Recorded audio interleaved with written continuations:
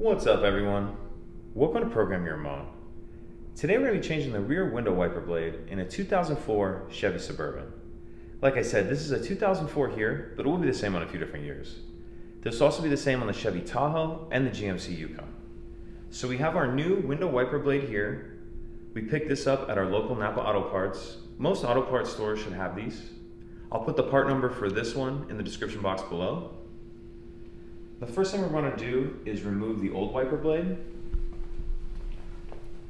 So if we grab this arm and pull it out and then fold this down just a little bit, and if we look in here, we're going to see this little tab right here I'm hitting with my finger.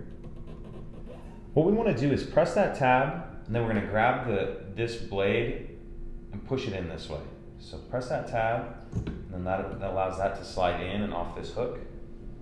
Then we'll grab our new wiper blade, and you want this piece in the middle with the tab down, and you want that kind of folded over to the left like that, and then this will just slide right on the hook.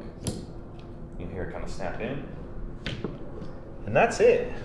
Pretty simple. If you have any questions, please let me know.